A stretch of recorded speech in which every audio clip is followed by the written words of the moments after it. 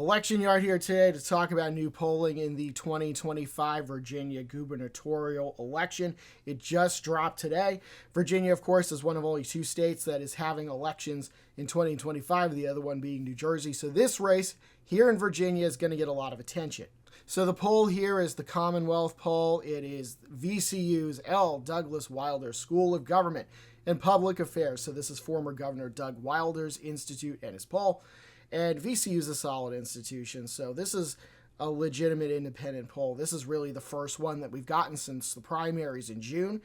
We'll have some details as to what the poll said on the screen momentarily. So let's get into it. The top line result here is a 12-point lead for Democratic candidate Abigail Spanberger, the former Congresswoman. She has a 49-37 lead over incumbent Lieutenant Governor, the Republican Winsome Earl-Sears.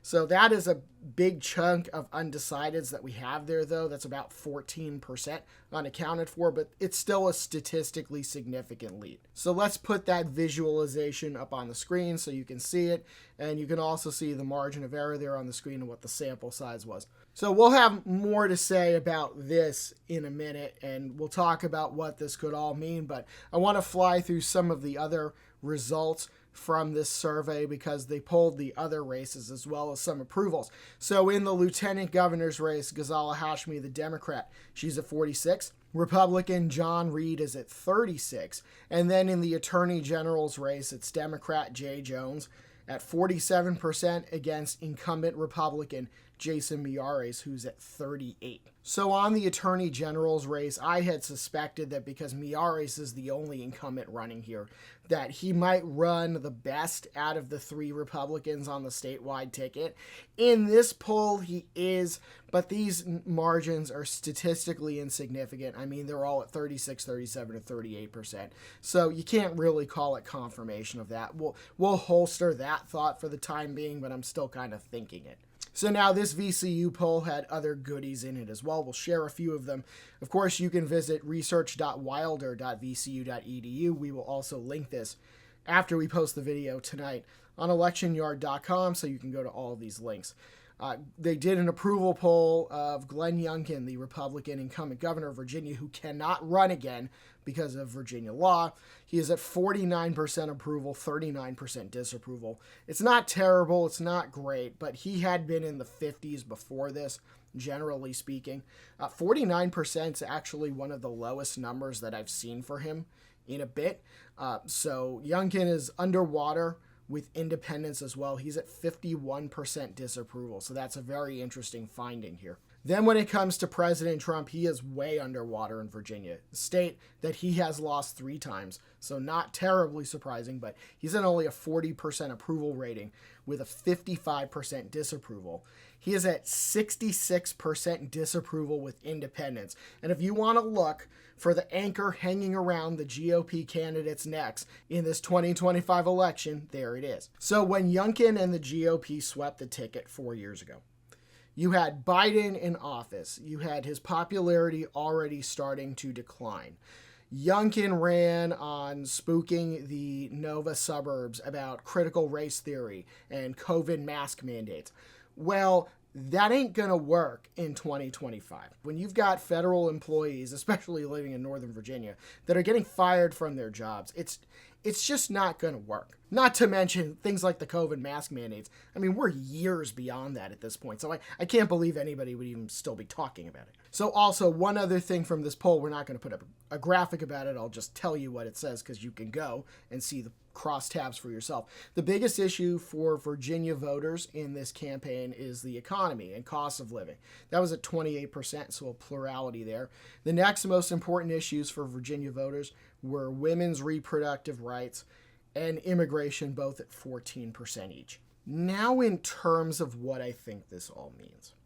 If I were the Virginia GOP today, I'd be pretty unhappy about it. This is the first real legitimate poll that we've seen since the primary. I mean, maybe there are others out there, but I haven't seen any. I've looked, I haven't seen any. But this is the first independent poll that I've seen since the primary, and it's pretty inhospitable to the Republicans. There's almost nothing when you go into the crosstabs of this poll.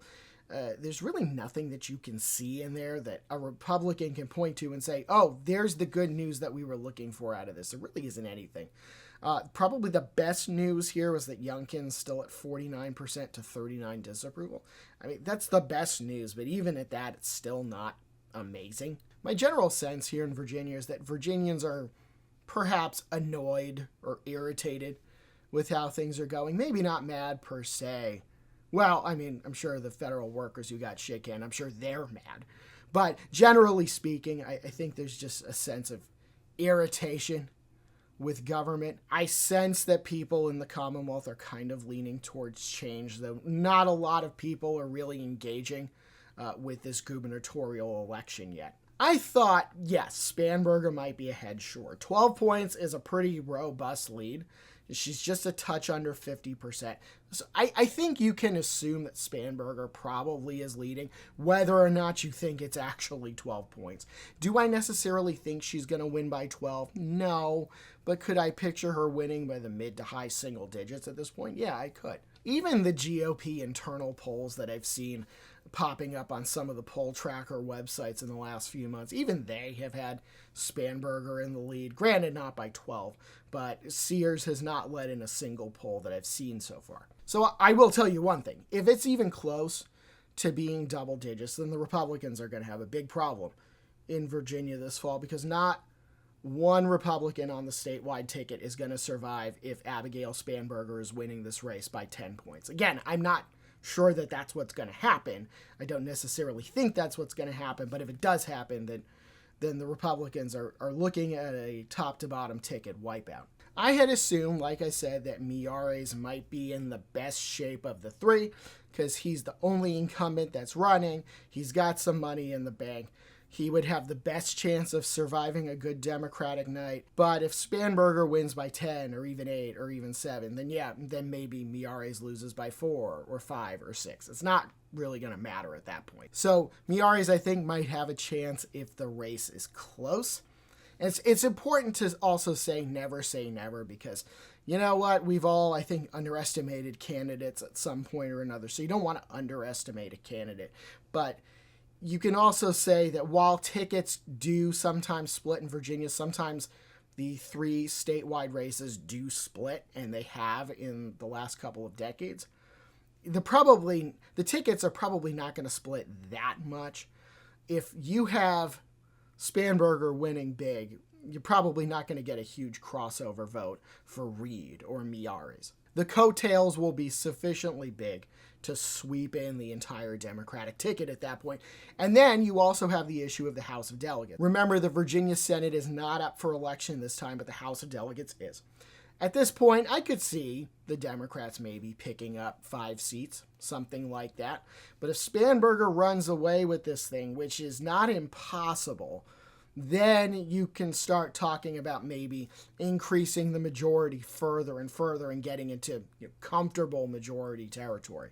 And remember, Republicans are defending a number of seats that Kamala Harris won in 2024. Also, in terms of fundraising, Spanberger at this point, she's got a huge lead.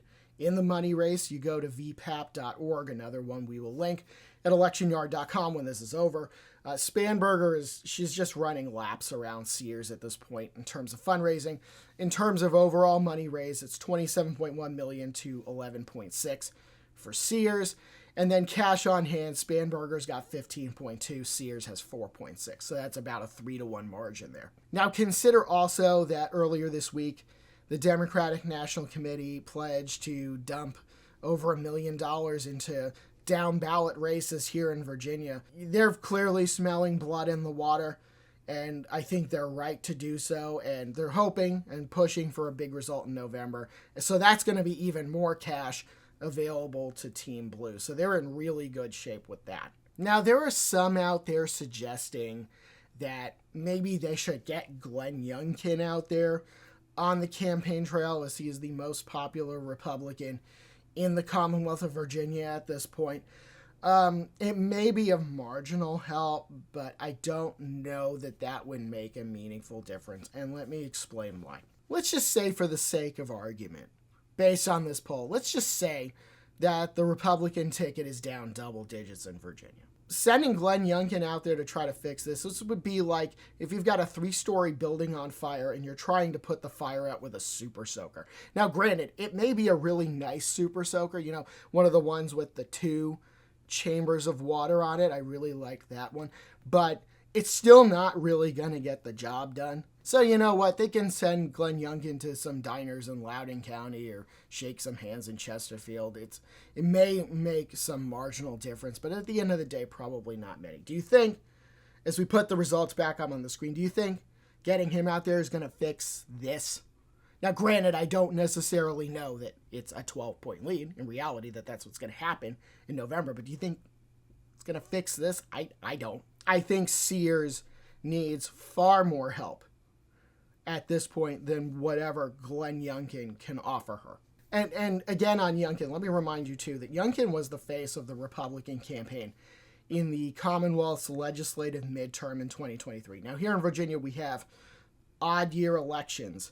So the gubernatorial race is 21, 25, then 29, and you have a midterm in 23 and there'll be another one in 27. Glenn Youngkin was the face of the campaign. The Democrats had the Senate, the Republicans had the House of Delegates. Youngkin was trying to win both, and he campaigned on actually abortion restrictions as one of his big issues. He was everywhere. He was doing campaign rallies. People in the media were talking about him as a rising star in Republican politics and how this might catapult him to a run for the presidency in the future. Well, guess what happened? The Republicans ended up losing that legislative election. They lost both houses in 2023, and that star kind of dimmed very quickly. So if you want to talk about him as potentially a savior of the Sears campaign, well, it didn't really work out for him before. And keep in mind, too, like we said, the things that propelled him to office in 2021, you know, the ingredients just are not there right now.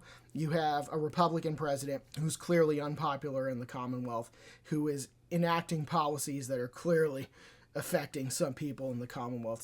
So you really have to ask how much Youngkin would be able to help anyway. So you know what? At the end of the day, it's not over yet. We still got 3.5 months to go until this election. And this is only one poll. There will be more. I sincerely hope there will be more because, you know, one poll every couple months just ain't going to do it. Of course, Sears still has a chance to win this election. Of course she does. I would still be pretty concerned if I were the Virginia GOP at this point because there are just a lot of things that seem to be going against them in this race. And reading some news articles, you get a sense that maybe there's a little bit of gloom hanging over the GOP in the state right now about their chances this year. I would be concerned if I were them that losing all 3 statewide races and the House of Delegates isn't just possible, but might eventually become probable. I would be worried that if things don't turn themselves around by the time we get to the fall, they might get their asses kicked in Virginia. It's not a done deal yet for the Democrats by any stretch. But that's kind of the direction things are heading in. So we shall just have to see what's happening this fall and seeing if Spanberger can actually hold on to that lead. So we'll keep an eye on this and all the other big races in 2025. You can go to electionyard.com, subscribe to this channel, follow us on social media.